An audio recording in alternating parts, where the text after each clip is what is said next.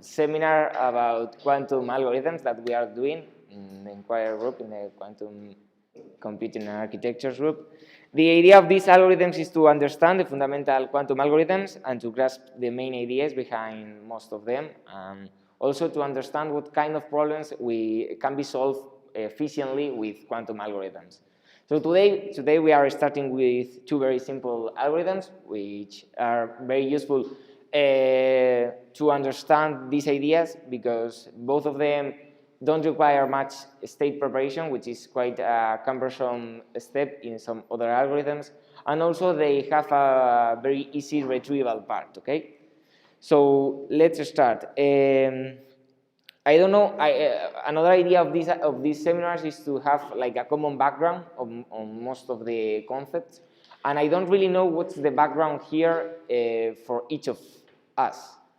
So I assume all of us are familiar with some quantum algorithms, at least with any, no? Yeah, these are super trivial, but there are some concepts that. Okay.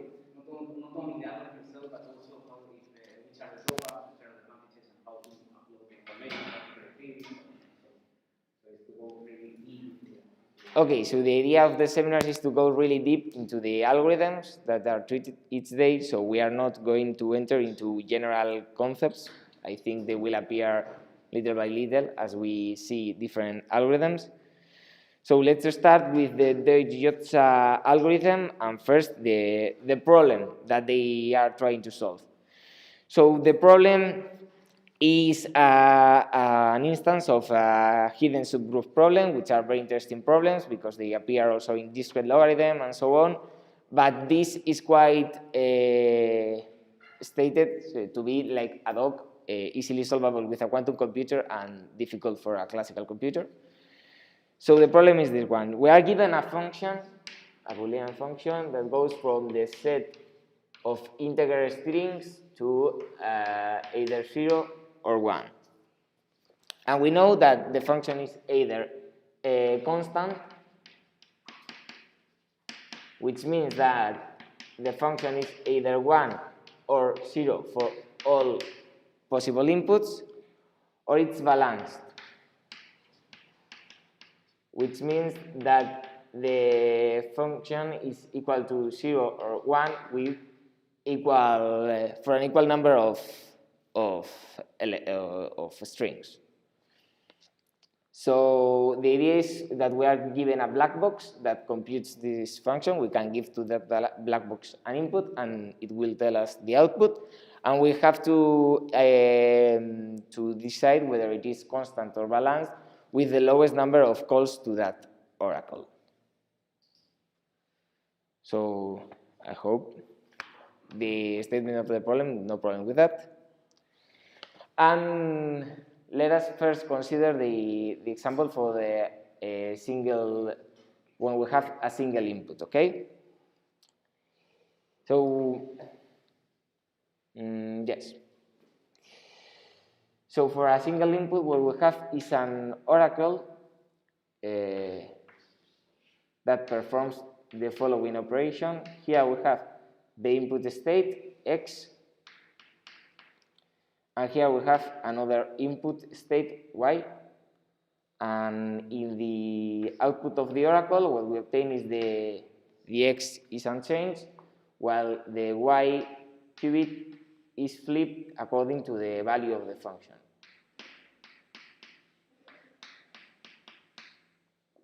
So this oracle is what we are given in the quantum version of the problem as a black box. So the idea is to use quantum superposition to solve the problem more efficiently than with a classical computer. So as an input, we want a superposition. So if we start both of the qubits with the state 0, which we assume is easily preparable in a quantum computer, we first apply a Hadamard gate to the first qubit in order to obtain here a quantum superposition.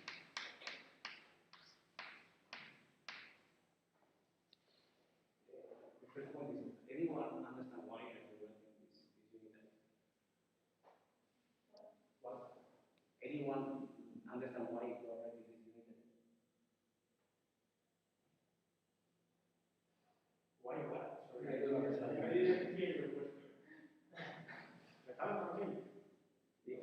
The unitary. The oracle. Why? It's the thing that evaluates the function, right? Yeah, but why? Because if you want to do something with a function, you need to evaluate the function, I guess. Yeah, but why do you do it directly? Why? What? Don't you do it directly? Because it is a quantum circuit, you need a unitary, and in order to be unitary, you can do f of x of x. So you have to do something. So first, what you have to do is, when you want to evaluate the Boolean function, any Boolean function, what you have to do, if you want to run it with the quantum computer, is to make it reversible. It's not big benefit in the 80s and started with quantum computing. So you have to make a Boolean function, transform it into a reversible function, and the way to do this is by adding ancillaries in the system. And then when you have a reversible function, you can construct a unit. Because So you have the reversible function means that you have the complete table of fields in the whole chart, and you just write it linearly as a transformation, in the basic, the states of the basis, and the state of the basis. So what we are discussing here, because probably it wasn't listening for the recording, is why we need this structure for the unitary function, which is evaluating the function. Because we may guess that there could exist some operation that performs this action on a state. The input state is transformed into its appropriate output. But for example, if the function was constant, this operation wouldn't be reversible, and of course it couldn't be a unitary in that case.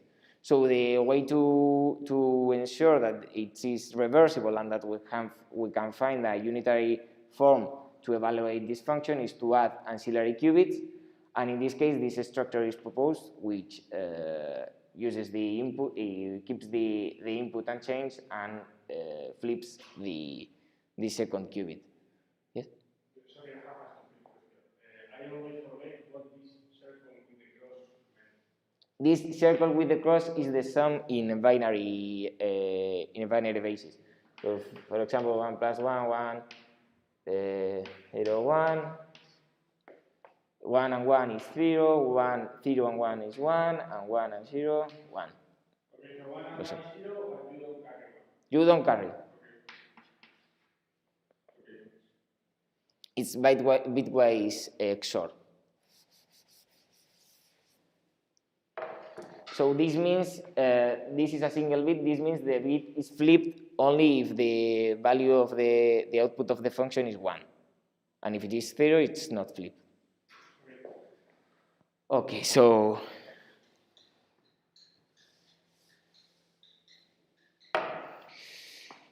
okay, so what we did is to use a Hadamard gate in order to introduce superposition, and now we are able to transform the input state, which is 0, 0 plus 1, 0, thanks to the unitary transformation, into 0, f of 0, plus 1, f of 1. And this is interesting because somehow we have computed both values of the function at the same time, but the information is in a quantum superposition, so we cannot access that information trivially, and we have to think somehow, some way to retrieve that information about f of 0 and f of 0 and f of 1. So the first point here that we may note if we work on this more is that we need here, in order to interact these two versions, a minus sign. Believe me, what we... okay, so what we need here is also a superposition in the second register. Let's see what we get. So if we have also a superposition in the second register, our initial state is 0 plus, we need a superposition in the initial register and a 1 here, in order to have two different states. So here what we need is we get is the 0, 1 state in the first qubit, and the 0 minus 1 state in the second qubit. And now this is interesting because of the following. Now if we evaluate this unitary transformation, we have many different options. So first, let us do it step by step, and we will see what we can get. So now, F. Here we have to separate the part that goes with a 0 with the part that goes with a 1. So we can get this 2 out here, this 0.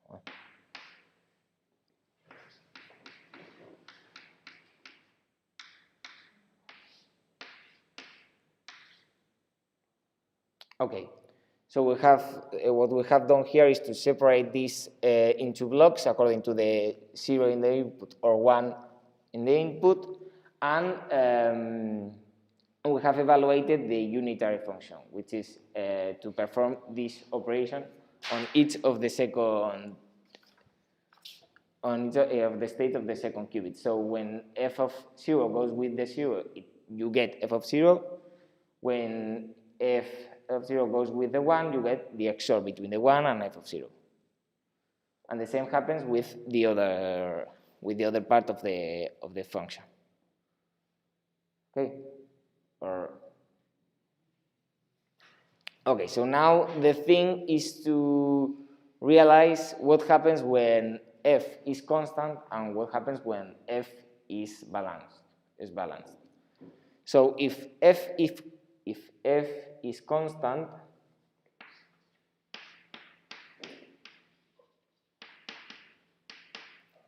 what we get is that f of 0 and f of 1 is the same state. So if both f of 0 and f of 1 are at the same value, the same state, you get the same state if in both sides.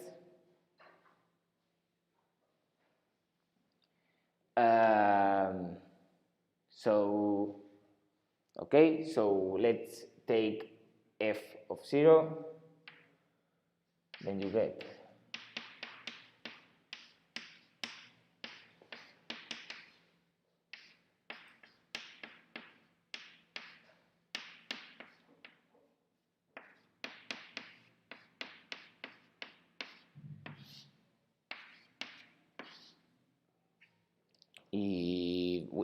it doesn't matter here if it is f of 1 or f of 0.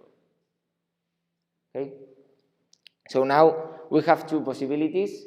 Either f of 0 is 1 or either it is 0. So if f of 0 is 0, we get this state above, the same state. And if it is 1, what we get is this state with a phase. So we get that where we had 0, we get 1, and where we had 1, we get 0. Then they are the same state, but with a global phase, which we know is not very relevant for the later statistics. So this state in the end is plus minus .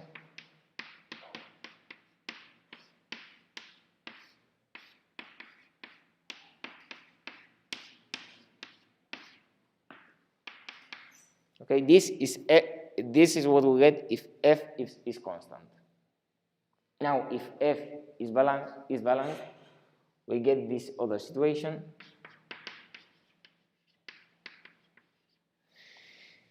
In this later case, what we know is that f of 0 and f of 1 must be different, because in order to be balanced, they must be different. So either we have, so this state and this state will be the same state with a phase.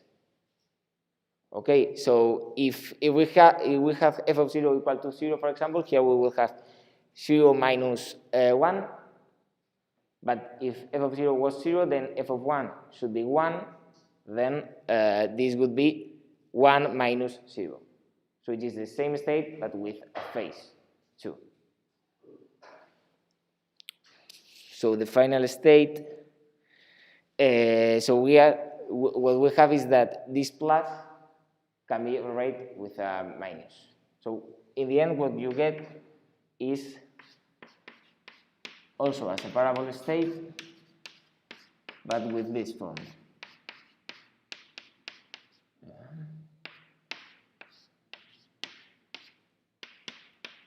And with a global phase depending of the particular value of f.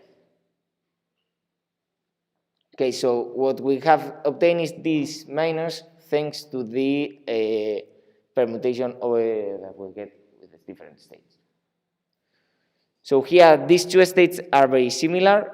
In fact, the second qubit is in the same state, but the first qubit is it's in different states. So if you are familiar with this kind of state, you may see clearly that these are the eigenstates of the X operation, and we can get to the X basis, applying finally here another Hadamard gate.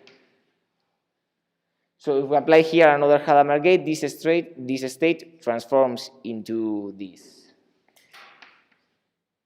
In the first qubit, transforms into.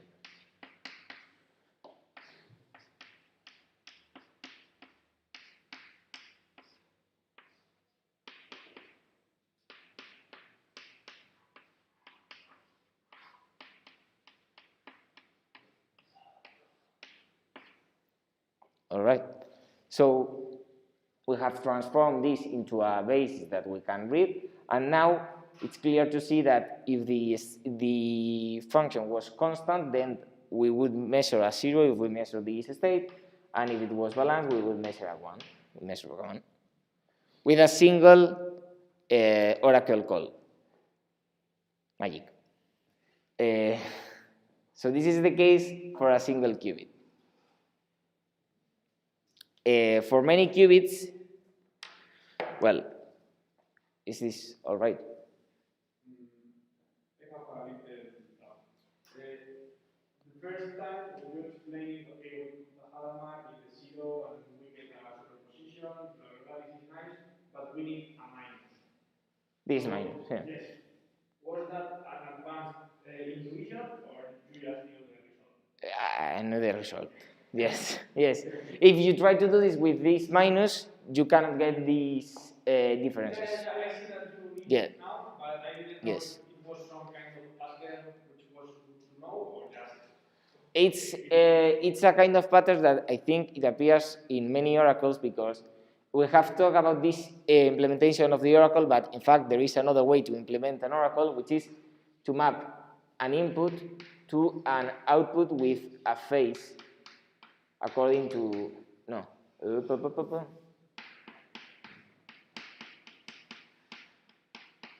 So this is another form of implementing the oracle. This is called a phase oracle, where you are mapping a state to the same state with a phase according to the value of the function. So this can be, this is inversible, and we can find a unitary, but it's not so easy to see how we would implement something like this in general. However, to implement this oracle, it's quite easy if you come from a digital version, a classical version of the function, for example, of a Boolean function, because we can implement these things with XORs and so on, and this is more difficult to see how to implement it, but in principle it could be. So the idea of having a minus sign here below is to perform this operation in the upper qubit. In fact, if you see, as you can see, after the unitary function is applied, the state of the second qubit is unchanged, is the same one. Because what we have performed is this unitary operation. But in order to perform it, we have added ancillars, because this makes it easier to implement the oracle. Okay. Yes. Do you have any idea about how that unitary oracle is implemented? About implementing this oracle for. How is the description, at least in the matrix of that unitary? Do you have any idea? Or just, I mean, I understand what does that unit gate does, but I don't see clear how is it. You mean implementing the oracle in circuit terms or in matrix form? Both. In circuit terms, for a single qubit, it is easy to see because there are a limited number of possibilities. So for example, if the function is constant and it's the identity, you do nothing here. If it is constant and you flip the qubit, what you do is you leave this thread untouched and here apply an X gate. If it is balanced and it is no. If it is the identity, sorry, I mean if it maps 0 to 0 and 1 to 1, then you need a controlled node here. If it maps any value to 0, then you do nothing here. If it maps every value to 1, then you apply an X gate here. And if it maps 0 to 1 and 1 to 0, then you apply a controlled node and then an X gate, for example. That evaluation of if it's constant, if it's balanced, if it's that evaluation, how can it be performed? Maybe I don't know. How can you implement an arbitrary Boolean function as an oracle? I think that's a general problem, isn't it? That's, I think, if you have a classical implementation, you can map it to a quantum implementation by making it reversible. But in this case of problems, we don't care about that because we are given this oracle as a black box, and the only thing we know is that it works. But yes, that's an interesting question, and maybe we will face it in future algorithms because the oracles appear once again. Maybe it would be good to construct. I think that if the oracle is balanced, there must be a reduction because in the general case you will have like gates that are controlled by n qubits, so you will have n multi-controlled qubit gates. But if it is balanced, there should be a reduction practically to the number. For instance, use the parity of the state to encode a 0 or a 1 to reduce the number of bits, but I don't see it clear that the complexity is going to reduce to 1 with regard to the number of cells. So in principle, if you have to encode a function depending on a superposition, you will need a complexity 2 to the n. Yes. You can reduce it because if you only have a binary output, you can cluster the majority and only perform the rotations, the evaluation of functions for the numerator. But in the worst case in which you have the half on one and the half on the other one, you will need to the n minus 1. Okay. So what you mean is that the implementation of this quantum oracle, the complexity of implementing it can be 2 to the n in a general manner. But if you are reduced to one single output and in these constraints, you may find some ways to implement it more efficiently. I would like to know how to, the constant is clear that it can be efficiently implemented. In the balance, there must be something that makes you implement it with really few gates, but I don't know how to do it. Okay. So you were suggesting to see an example of an implementation of the oracle, or? There are 2 points. First one is that the algorithm actually consists in, the problem is I want to distinguish between 2 Boolean functions. So I transform the problem into distinguishing between 2 limiters. That's all. And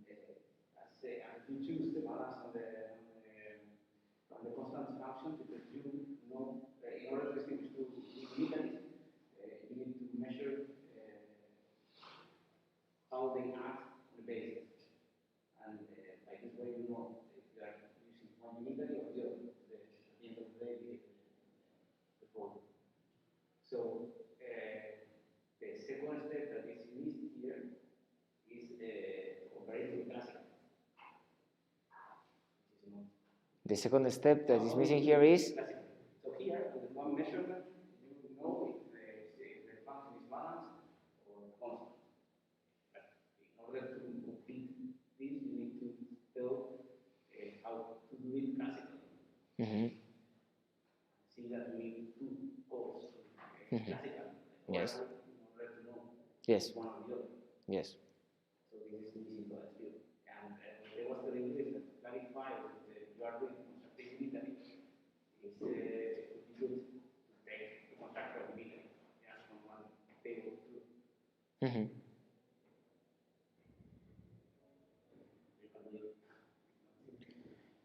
Okay, so regarding the question about how you can do it in a classical computer, that you tell that in a classical computer you will require two calls to the function in order to see if they are the same or they are different. Okay, and the other thing that you were talking about is constructing a Boolean function given a table of truth. For the case of a single qubit, of a function with one-to-one, okay? because there is not the unitary is not unique, of course. It's not unique. No. So I'm erasing this whole thing.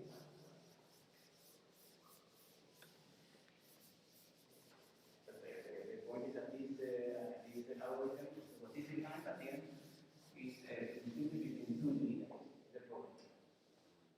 What it defines is Distinguish between two unitaries of the state. So as we know the unitaries, we are codifying the unitaries in a very well-known case. You apply to some state that you know that the outcome is different by two unitaries. And you can measure in one step if it is one or the other. Because they are very separated, they are quite orthogonal. And this is the reason why you can do it, why this algorithm works. okay. So in general, a table of truth for a Boolean function f is a table that tells us for each possible input x what value we obtain. So here we have two possibilities, either 0 or 1, and the f of x can either be 0 or 1 and 0 or 1 for each of the cases. Yes, okay. So this is f of 0 and f of 1. Okay, now we can see an example. For example, if the function is the identity function, if it makes no change on the input, what you get from 0 is another 0, and what you get from 1 is another 1. For example, if f of x equals x. Is that a balanced function? And this is a balanced function because there is the same number of zeros and ones. One more question. When you define balance, there is a unique way to do a constant function in quantum. But about balance, including that, or the opposite, and also classical randomness, do you count that? Could you repeat the question, please? Because the Are you question putting classical randomness as a balance function too? For example, if there is the only condition for a function to be considered balanced is that the possible outputs are equally distributed, exactly equally distributed between 0 and 1s. There is the exact same number of zeros and 1s. We don't mind whether they are distributed with a kind of logic or if they are distributed randomly, as long as it ensures that they are the same number of zeros and 1. There are.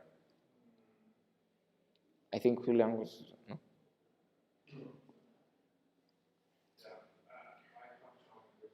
In theory, we saw that when the function is balanced, we end up with a 1, right?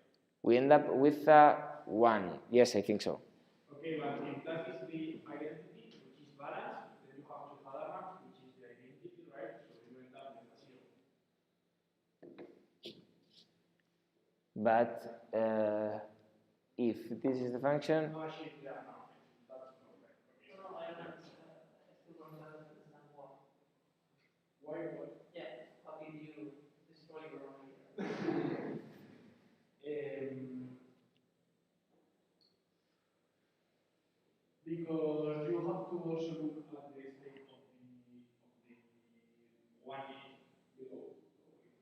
1, it should then also be 1, right? It should be 0. So there's some signal involved or something. Sí, sí, yeah. So if we want to implement this, what we if we are here, here we have our x. Here initially we assume that there is a 0. Okay, this could be an arbitrary state. And here we're going to obtain the x again, the x state again.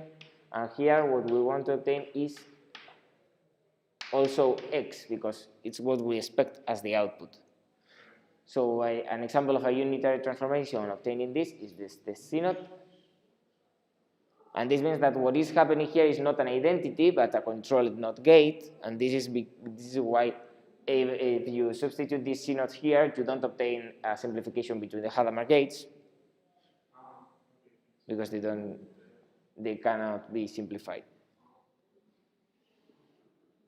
So this is an example. Another example could be, yeah. You need to know which is the basis, or you could do it arbitrarily any basis. The basis for the Boolean function. Yeah, yes, you assume that function is defined in the computational basis. Okay, because I am thinking that maybe for cryptography protocols, if you are sending the bits encoded into different computational bases, actually if you do not measure in the correct basis, you will have a balanced function. But if you measure in the right basis, you will obtain a quantum function.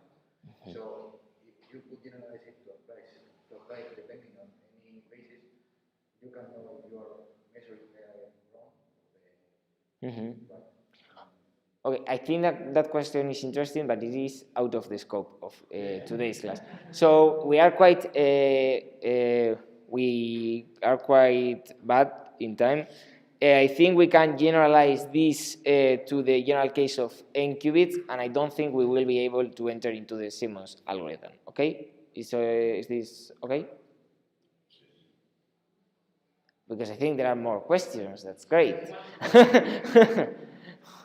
If someone wants to answer the questions, please. This is not a class, so. Thinking of big picture, I understand this is a way to turn a function of the shape of U into a function of the shape of an oracle, which puts a minus sign depending on a function of some input. But isn't the second one as easy to, let's say, do physically than the other one? Why do we need a connection?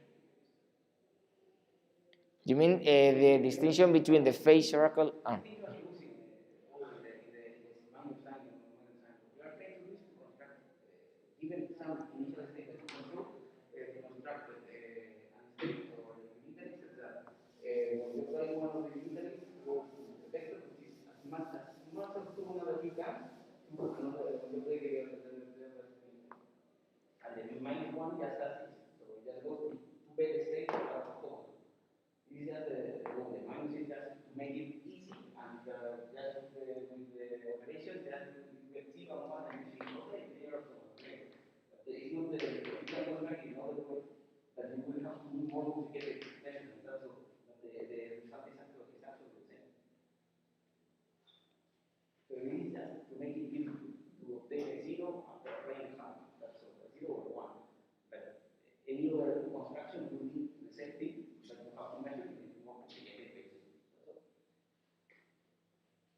So it's a problem distinguishing between two states. That's the point.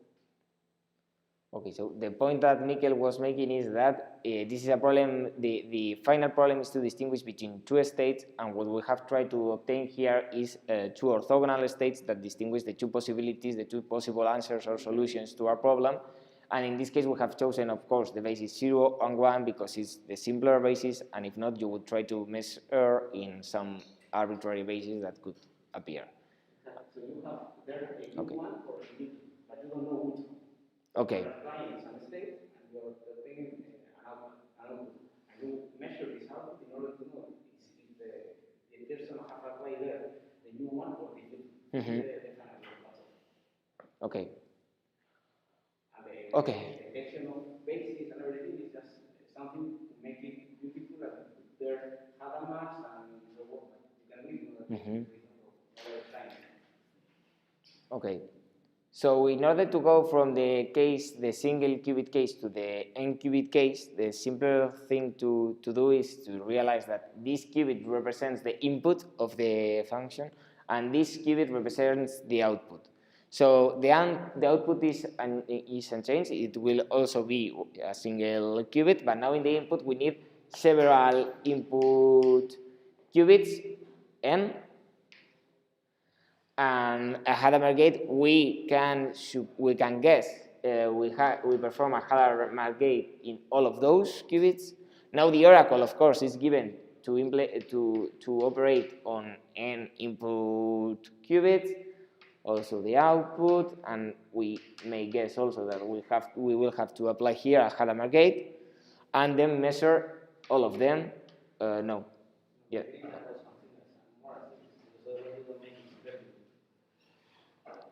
Excuse me?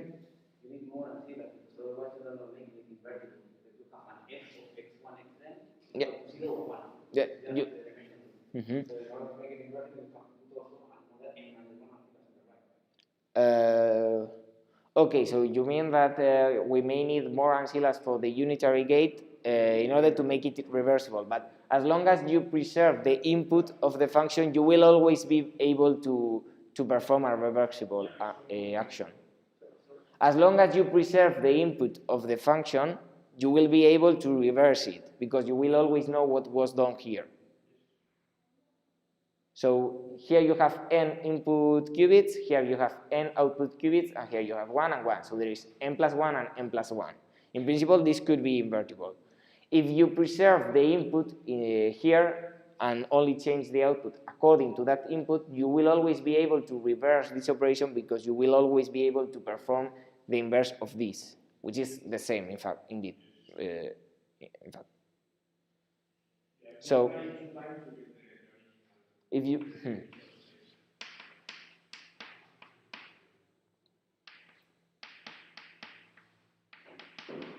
so if you concatenate the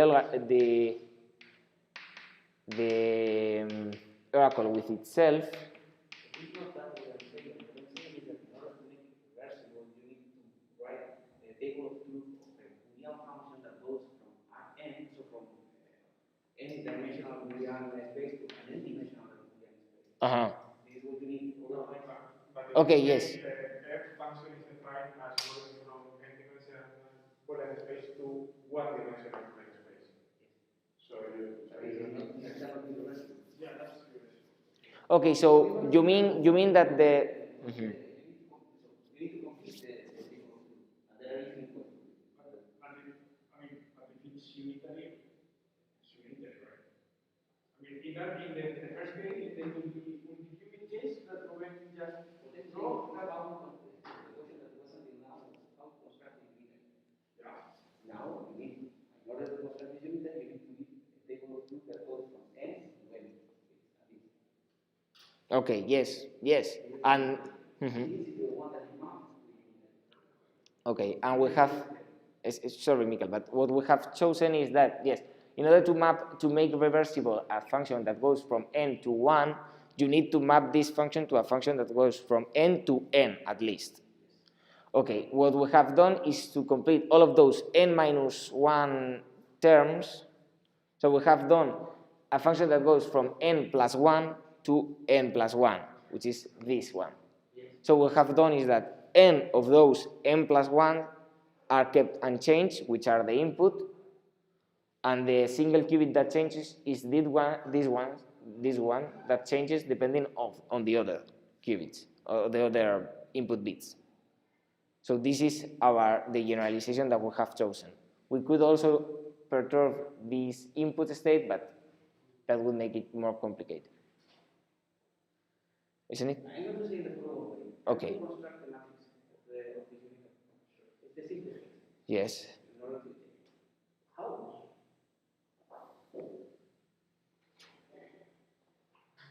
Because you have to define. There are infinite ways to do this, and I want to know which one you have chosen. Otherwise, this is incomplete. But you can do it with multiple control gates, single gates.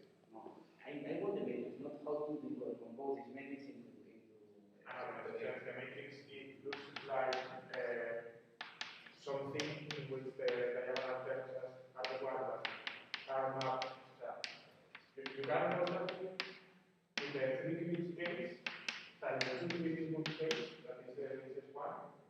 know from 0, 0 till 1. So you go from 0, 0, 1 to 0, 0, 1. Okay, you put it there. From 0, 1, 0 to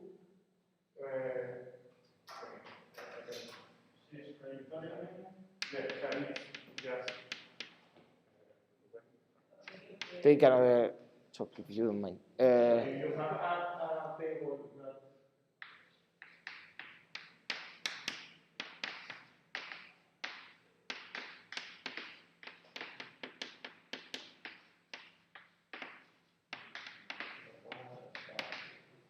for instance, no? So you just have to construct a function. You were you input 0, 0. And you know here that you are inputting 1 or 0. In this case, you have that 0, 0, 0, 0, 1. And you have here many references. So in this case, you know that you have to put this input to 0. So if you just input here x, you know that times I know. okay, but if you are doing this, Let's say that there are 2 million ways to do this, and I want to know which one is chosen. Yeah, that's all. So I know how to construct it. I know I need to know which one is after the one and the other. so just choose one. Just choose one. Yeah, but it's not the two that is doing that. They are different unitaries. I will have one was section for one, and one was section for the other. When distinguish between them, I want to know which is the construction, because otherwise I really don't.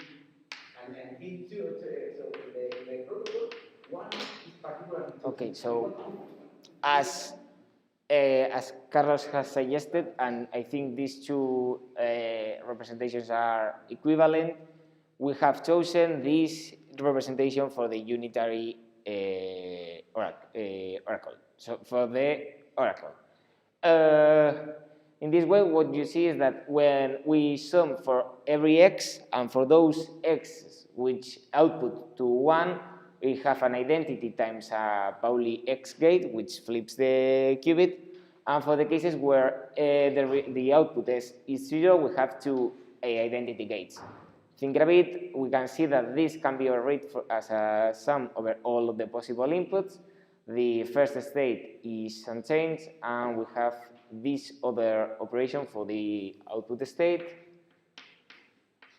which leaves the qubit, the second qubit, unchanged if f is 0, because if f of x is 0, because you get 0, 0 plus 1, 1, which is an identity, and you get a bit flip if f of x is 1, which is this case, because if f of x is 1, we get 1, 0, and 0, 1. So we have chosen this implementation of the oracle. And I think this is the only implementation that matches this very definition of the oracle. But I may be wrong.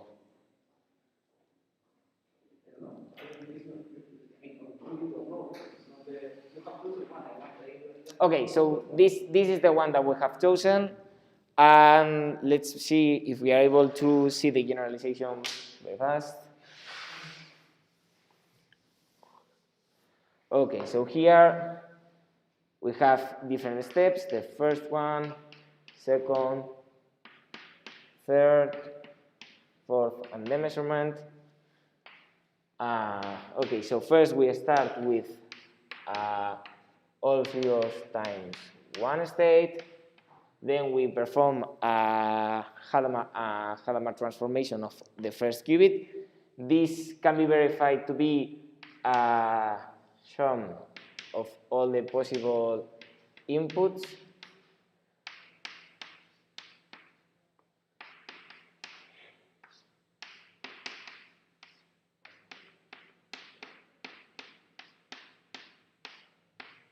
Okay, so this can be easily verified. If someone doesn't see it, please check it, because see, now we apply the unitary transformation, which changes the value of the second qubit depending on the value of the first. So in principle, these two registers will be entangled.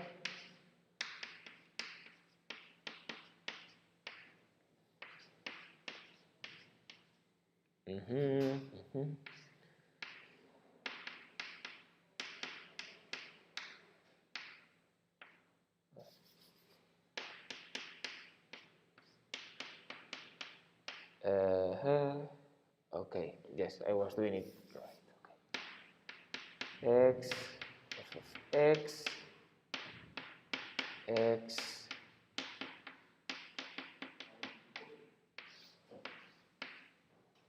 Okay, and now, okay, and now it's easy to see that this state is if f of x is zero, we get 0, 1, which is the original state.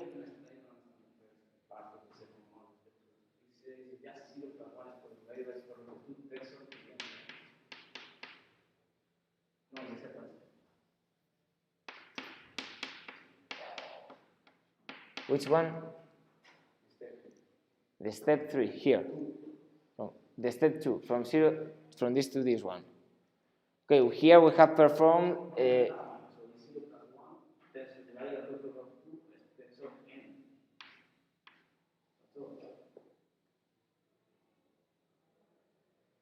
Excuse me, can you repeat because I don't understand what you're saying. Uh-huh. The second step, the first part is 0 plus 1 divided by square root of 2 times of n.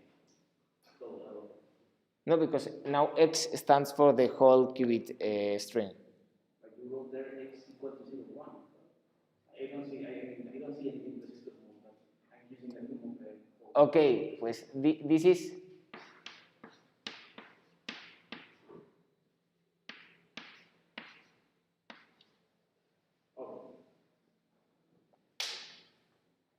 Okay, this thing. So x goes from, stands for all of the possible arrays, input arrays. So now what we may realize is that this f of x, if f of x is 0, you get 0 minus 1, which is the original state. And if f of x is 1, you get 1 minus 0, which is minus the original state. So we can change this, some of the fx's, and okay.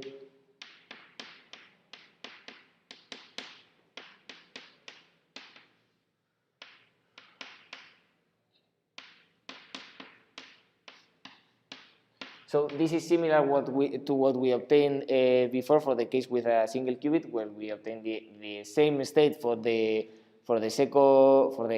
output qubit, but with a phase. So the oracle once again has performed this operation of a phase oracle. And now the next step is this one, which is a second Hadamard gate, and this can be seen. We could go through it, but that it is transformed into a second, you get another sum of another variable set that goes also for all of the values of n bit string. Now we lose the square root because the square root of the set sum goes with the square root of the x sum.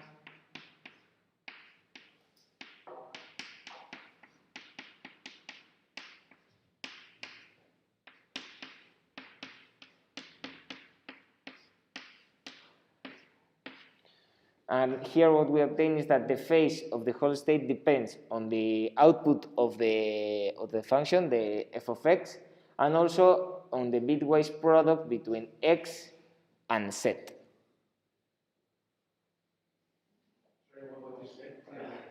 Okay, you have z, which is a binary string, 1, 2, n, and x, which is another binary string, x1, x2, xn. The bitwise product is to perform z1 times x1 2 times 2 m times n. So it's the product of all of the bits.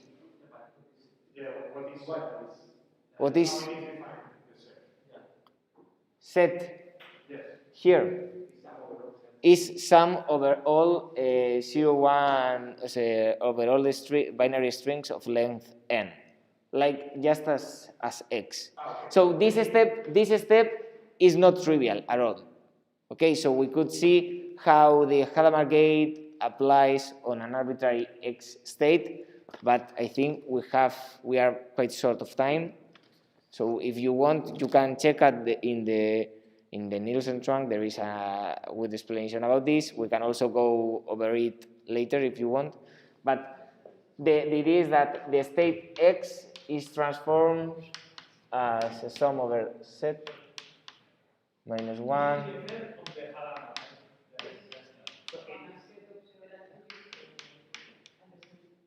That's it. So this we have this operation of the Hadamard gate in each of the x's in each of these states, and this is why we obtain this set. And now this is the output. This is our final state, and we measure. So what we expect is something similar to what we obtained before. That is that the case where you get 0 is the case where all of them are constant, and the other way around. So let us see what happens with the amplitude of the state set equals to 0. So set equals to 0 has an amplitude of summing of x. As set is equal to 0, the product, the result of the product is 0. So f of x, and this is the amplitude of the state set equals to 0. Now, if f is constant, this will be a constant phase. So the probability to obtain set will be 1. Yes? If it is constant, this phase can be taken out, so you take the probability 1. Whereas if f is balanced, then half of the values of x will have a minus, and half of the values of x will have a plus. So they will simplify, they will destroy, and you get 0 as the probability to measure a set equal to 0. So this means that if you measure this output and you obtain the string of all zeros, you must be in the case where f is constant. And if you don't obtain that value, you obtain any other value, any other possible value, then this means you are in the case where f is balanced, because we are not considering any other possibility. Yes? All right? No? So you said if you find the 0, 0, 0, 0 state, then you are for sure in the constant phase. Okay, and if you don't, then you are in the Balanced case. Yes, because we are only considering these two possibilities. You could obtain another state, and then you have to exhaust all the. No. If you are in the constant case, you must obtain 0 with certainty. You cannot obtain any other state. And if you are not in that case, you are in the balanced case, then you cannot obtain the state with all zeros. See, that's impossible. Okay. Unless. The amplitude of that state in the constant case is 1. Yes. Okay. So you have that state. Okay. And the amplitude of this state in the balanced case is 0.